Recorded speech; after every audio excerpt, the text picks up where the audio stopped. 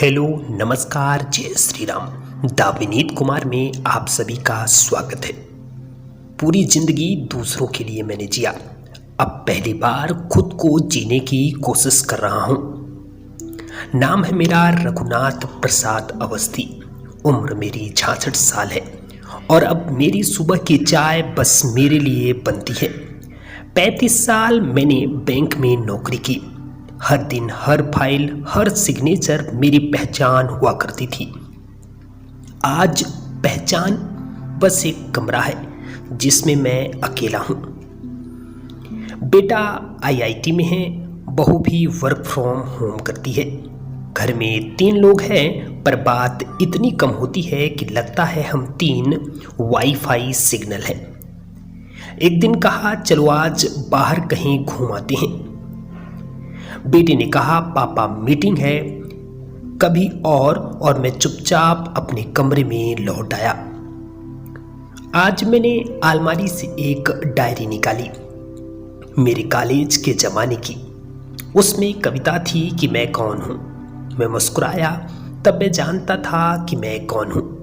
अब 66 की उम्र में फिर वही सवाल उठ रहा है कि मैं कौन हूँ। मैं अपने आप को पहचानने में मजबूर हूँ कि मैं कौन हूँ। मैं अपने आप में अपने की पहचान ढूंढ रहा हूँ। एक दिन पार्क में मैं घूमने निकला। पार्क में कुछ बच्चे नाटक की रिहर्सल कर रहे थे। मैं एक कोने में बैठ गया, चुपचाप उनको देखने लगा। देखने में मेरे को बहुत ही आनंद महसूस हो रहा था। ग्रुप लीडर ने देखा और पूछा, आपने कभी एक्टिंग की है? मैं हंस पड़ा और कहा, जिंदगी भर की है, असली वाली नहीं की। वो बोले, आ जाइए, आजमा के देखिए। और शायद उसी पल मेरे जीवन में कुछ नया शुरू हुआ। पहली बार मैं 66 की उम्र में मंच पर खड़ा हुआ। डायलॉग था, हर इंसान की कहानी अधूरी होती है, बस उसे सुनने वाला चाहिए। तालियां बजी, लेकिन दिल में जो तालियां बजी वो आत्मा तक गूंज गई। शोक के दिन बेटे ने खुद कहा, पापा चलिए साथ चलते हैं। बहू भी तैयार हुई। शो खत्म होने के बाद बेटे ने पहली बार गले लगाकर कहा, पापा मुझे गर्व है कि आप मेरे पापा हैं। उस दिन एहसास हुआ कि मैं अब सिर्फ पापा नहीं हूं, मैं भी एक इंसान हूं। अब हर शाम मैं पार्क जाता हूं और बच्चों को नाटक सिखाता हूं। कभी सीनियर सेंटर में सुनाता हूं कविता और लोग मुझे अब अवस्थी जी नहीं, रघु भैया कहते हैं। और मुझे लगता है कि अब मैं किसी का सिर दर्द नहीं, बल्कि किसी की प्रेरणा हूँ। जिंदगी जब थमती है तो वो हमें सुनाई देती है। रिटायरमेंट कोई अंत नहीं होता, वो तो आत्मा को रंगमंच पर पहला दृश्य देने वाला होता है। देखिए, रिटायरमेंट मतलब ये नहीं हो जाता कि आप थक चुके हैं, आप कुछ नहीं कर सकते हैं। रिटायरमेंट एक नए जीवन की शुरुआत होती है। इसमें हमें अपने आप को पहचानना होता है कि हम कौन हैं, हमें क्या करना चाहिए। और रिटायरमेंट के लिए आपको पहले से भी प्लान करना चाहिए। बहुत सारे लोग रिटायरमेंट के पहले ऐसी रणनीति तैयार कर लेते हैं जो रिटायरमेंट के बाद उनको कष्ट देती है। इसलिए अपने दिमाग में रिटायरमेंट, जैसे जैसे उम्र आपकी बढ़ती जाती है, रिटायरमेंट को आपको बिठा लेना है कि यदि हमारा साथ कोई नहीं देता है तो हमें कैसे अपने आप को मोटिवेट रखना है, अपने आप को खुश रखना है। क्योंकि आप खुश हैं तो आपके जीवन में सारी चीज़ें ऑटोमेटिक आती जाएंगी। लेकिन आप यदि निराश और दुखी हैं तो आप ऑटोमेटिक आपके पास बीमारियां आएंगी, आप परेशान रहेंगे। तो ये चीज़ें सोचनी पड़ेंगी। रघुनाथ जी कहते हैं कि जिन हाथों से कभी फाइलें पलटी थी, अब वो स्क्रिप्ट थामे हुए हैं। जिन होठों से कभी नियम बताए जाते थे, अब वो संवाद बोलते हैं। और जो दिल कभी चुपचाप धड़कता था, अब वो जिंदगी को गा रहा है। कभी मैंने सोचा नहीं था कि 66 की उम्र में फिर से जीना सीखूंगा, पर आज कह सकता हूँ कि मैं सिर्फ पापा नहीं हूँ, मैं भी एक इंसान हूँ। ऐसे ही हम सब के अंदर एक इंसानियत छुपी हुई होती है, हमें उस इंसानियत को पहचानना होता है। हमें ये पहचानना होगा कि हम कौन हैं। जब भी आप अपने आप को जानेंगे, अपने आप को जानने का प्रयास करेंगे, जीवन आपको सरल से सरल, सरल से सरल होता चला जाएगा। इसमें मैं छोटी सी और स्टोरी ऐड करता हूँ।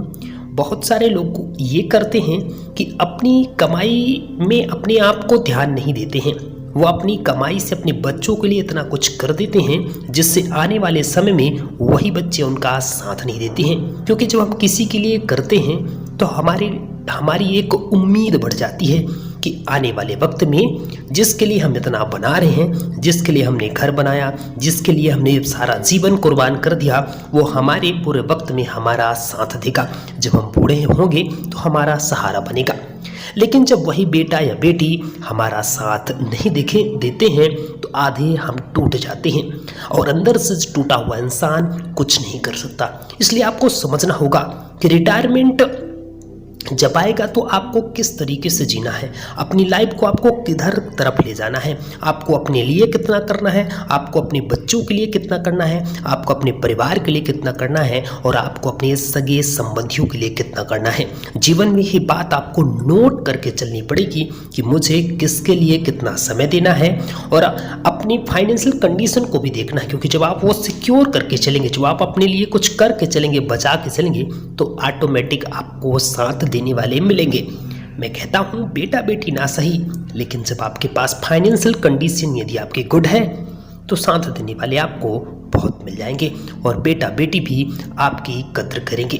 तो ये चीज़ आपको समझ के चलनी होगी कि मुझे अपने पैसे का कहाँ इस्तेमाल करना है, कहाँ किन चीज़ों में मुझे समय देना है। रिटायरमेंट प्लान जरूर आपको करके चलना चाहिए, क्योंकि यही आपके 60 वर्ष या मैं कहूँ रिटायरमेंट के बाद आपकी ज़िंदगी का सहारा बनेगा। आपको समझना होगा कि मुझे आने वाले ये जीवन में मतलब 60 के बाद जैसे लाइफ की रेस कैसे स्टार्ट होती है। पहले हमारा बचपन चलता है, फिर उसके बाद धीरे धीरे हमारी एक रेस अलग स्टार्ट होती है कि हमें नौकरी करनी है। लेकिन जैसे ही हमारी नौकरी लगती है उसके बाद एक लाइफ अलग स्टेप लेती है।